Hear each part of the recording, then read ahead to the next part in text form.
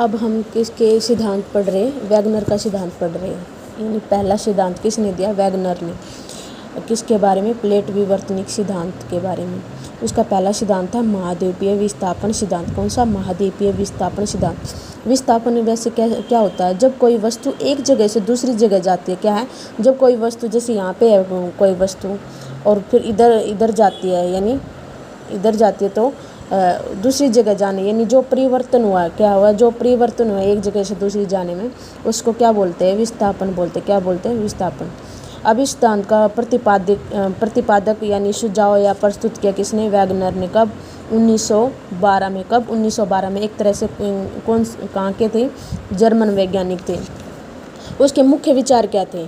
उसके मुख्य विचार ये थे कि आज के महाद्वीप पहले एक ही विशाल भूखंड थे जिससे उसने नाम दिया पैंजिया, यानी संपूर्ण पृथ्वी। पैंजिया के चारों ओर एक ही महासागर था, उसने नाम दिया पैंथालासा।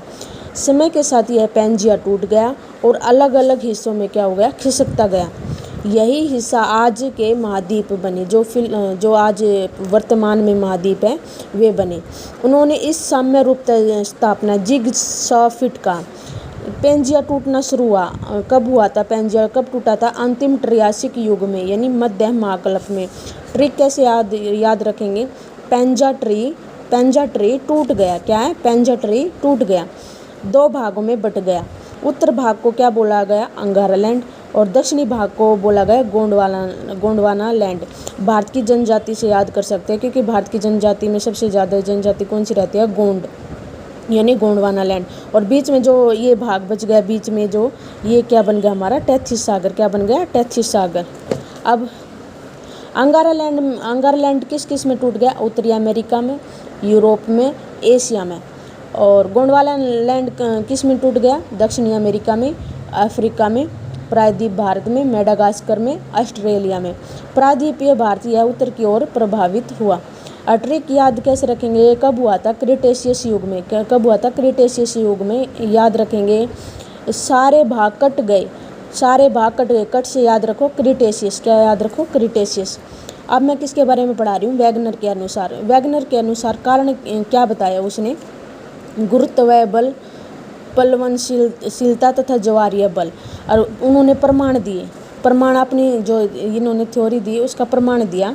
उन्होंने कहा तट रेखाओं की समानता फिट ऑफ कोस्टल लाइंस, यानी अमेरिका और दक्षिणी अमेरिका, कौन सी?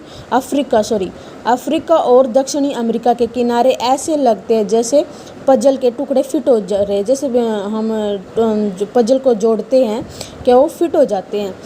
दूसरा, जीवाश्म प्रमाण। क्या है? जीवाश्म प्रमाण, फोसियल एविडेंस। अलग अलग महाद्वीपों पर एक जैसे जीव प्राचीन जीवाश्म मिले, जैसे ग्लोसोप्टेरस पौधा मिला और एक मेसोसिरस सरीसृप मिला। ठीक है ना। भूगर्भीय संरचना में क्या हुआ? भारत, अफ्रीका और ऑस्ट्रेलिया की चट्टानें और पर्वत श्रृंखलाएं एक जैसी पाई गई। जलवायु प्रमाण, अंटार्कटिका और भारत में प्राचीन हिमानी निशान मिले, जबकि आज ये उष्णकटिबंधीय क्षेत्र है। अब क्या है? वैगनर की कमी क्या बताई गई? उन्होंने ये तो बता दिया कि महाद्वीप हिलते हैं, पर ये कैसे हिलते हैं इसका कारण नहीं बताया। क्या नहीं है बताया? कारण नहीं बताया। ये तो बता दिया कि ऊपर हिल रहे हैं, पर किस वजह से हिल रहे हैं ये नहीं बताया। उस समय लोगों को लगा कि इतनी बड़ी चट्टान प्लेटें महासागर पर नहीं तैर सकती, इसलिए उस समय इसे बहुत समर्थन नहीं मिला। बाद में क्या हुआ? 1960 के दशक में सी फ्लोर स्प्रेडिंग और प्लेट टेक्टोनिक थ्योरी आई। इससे बताया गया कि लिथोस्फेरिक प्लेट एस्टेनोस्फेयर पर खिसकती है। इससे वैगनर की बात को वैज्ञानिक आधार मिला और यह सिद्ध हुआ कि उनका विचार सही था।